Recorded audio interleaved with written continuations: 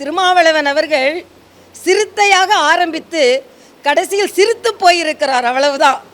ஏனென்றால் ஒரு சிறுத்தையாக நாங்கள் அதிமுகவை கூப்பிடுவோம், மாநாடு நடத்துவோம், ஆட்சியில் பங்கு கேட்போம் அப்படின்னு இடையில ஒரு சின்ன இடைசெருகள் மாதிரி ஒரு வீடியோவை பரவ விட்டுட்டு அப்புறம் அது அட்மின் தான், நாங்கள் கிடையாது அப்படின்னு சொல்லி அதை விலக்கி விட்டு, ஆக இது ஒரு அப்பட்டமான ஒரு சினிமா மாதிரி ஒரு ட்ராமா நடைபெற்று கொண்டு இருக்கிறது. ஆக ஆரம்பிக்கும் பொழுது நாங்கள் அதிமுகவையும் கூப்பிடுவோம், எல்லாரையும் நாங்கள் கூப்பிடுவோம், நாங்கள் ஆளும் கட்சியை எதிர்த்து கூட மாநாடு நடத்துவோம் அப்படின்னு சொல்லி கொண்டிருந்தவர்கள் அண்ணன் ஸ்டாலின், தலைவர் திருமாவளவன் அவர்கள் அண்ணன் ஸ்டாலினை பார்த்து விட்டு வந்த உடனேயே சிரித்து போய்விட்டார்கள்.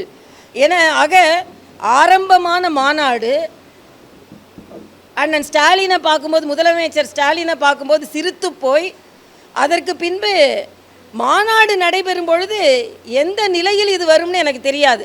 நான் கேட்குறேன், திராவிட முன்னேற்ற கழகத்தையும் மேடையில் வைத்துக்கொண்டு மதுவிலக்கை எப்படி பேசப் போகிறீர்கள்? என்ன கண்டனத்தை நீங்கள் தெரிவிக்க போகிறீர்கள்? அது மட்டும் இல்லை, இன்னைக்கு திராவிட முன்னேற்ற கழகம் ஒரு மாநாட்டில் கலந்து கொள்வது என்றால், நான் ஒரு சின்ன கவிதை படித்தேன். அதாவது மரம் வெட்டும் கோடாரிகள் எல்லாம் மரம் வெட்ட வேண்டாம் என்ற மாநாட்டில் கலந்து கொண்டனவாம். இது ஒரு புது கவிதை நான் வரும்போது படித்தேன். அதே மாதிரி இன்னைக்கு நீங்கள் என்னன்னா அதே மாதிரி இன்னைக்கு மது விலக்கு வேண்டும் என்று இன்னைக்கு ஒரு தமிழ் பத்திரிகையில் ஒரு அழகான ஒரு கார்ட்டூன் படித்தேன். இந்த மதுவிலக்கு மாநாடுக்கு ஸ்பான்சர் யாருன்னா டாஸ்மாக் காரங்க தான் ஸ்பான்சர்ஸ். அதனால் என்ன நடக்குது? ஒரு மதுவிலக்கு என்ற உயரிய கொள்கையை சுயநலத்திற்காக டிமாண்ட் செய்யணும்னு அப்போ சொல்கிறாங்க. அப்போவே கலைஞர் எங்களுக்கு 10 சீட் கொடுத்தாங்க, இப்போ 6 சீட்டு தான் கையெழுத்து வாங்கினாங்க, எங்கள் கொடி கம்பத்தை ஏற்ற விட மாட்டேன்றாங்க. ஆக எங்களை போன்ற தலைவர்களுக்கு பாதுகாப்பு இல்லை. இப்படி கொஞ்சம் கொஞ்சமாக சீரிய சிறுத்தை அப்போ சீர ஆரம்பித்து அதுக்கப்புறம் முதல்வரமைச்சரை பார்த்த உடனே சிரித்து போயிருக்கிறது.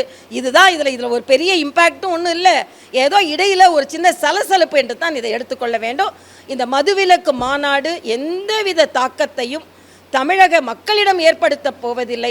ஆனால் அவர்களின் நெருக்கத்தை நெருக்கலாக எப்படி நாங்கள் நெருக்கமாக இல்லை, உங்களுக்கு நெருக்கம் கொடுக்க போகிறோம், நெருக்குதல் கொடுக்க போகிறோம் என்று விடுதலை சிறுத்தைகள் சொல்வதற்கு வேண்டுமானால் இது உதவிகரமாக இருக்கும், அவ்வளவுதான். இன்னும் சொல்லப்போனால் மதுவிலக்கை நாங்கள் இன்னும் வேகமாக எடுத்து சென்றிருக்கிறோம். எங்களது கூட்டணி கட்சியான பாட்டாளி மக்கள் கட்சி எடுத்து சென்றிருக்கிறது.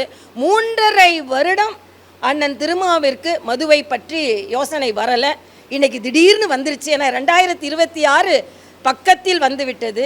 எல்லாவற்றிற்கும் இன்னொன்று சொல்கிறாங்க, தேசிய மது கொள்கை வேணுமா, தேசிய குடிப்பதற்கு ஒரு கொள்கை வேணுமா. ஆக தேசிய படிப்பதற்கு ஒரு கொள்கை கொடுக்கும்போது அதை நாங்கள் ஒத்துக்க மாட்டோம்னு சொன்னீங்க. தேசிய கல்விக் கொள்கை நீங்கள் ஒத்துக்கொள்ள மாட்டீங்க.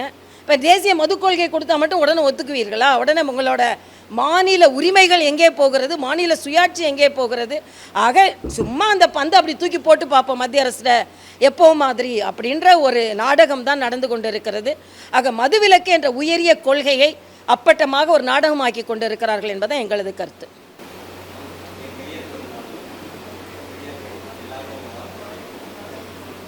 நாங்கள் யாருக்குமே வாழ்த்து சொல்ல, இப்போ நான் அண்ணன் ஸ்டாலின் மாதிரி இல்லை, விநாயகர் சதுர்த்திக்கு வாழ்த்து சொல்ல மாட்டேன். இல்லை, பெரியார் கொள்கைக்கு நாங்கள் எதிராக இருந்தாலும் தம்பி கருப்பு சட்டை போட்டு நீங்கள் கேட்பதெல்லாம் நாங்கள் காவி கொடியை ஏந்துபவர்கள் வாழ்த்து சொல்வதில் தவறில்லை. அதனால் கருப்பு சட்டை போட்டிருப்பவர்கள் அவர்களுக்கும் காவிகளின் வாழ்த்துக்கள்னு சொல்கிறேன், ஒன்றும் பிரச்சனை இல்லை.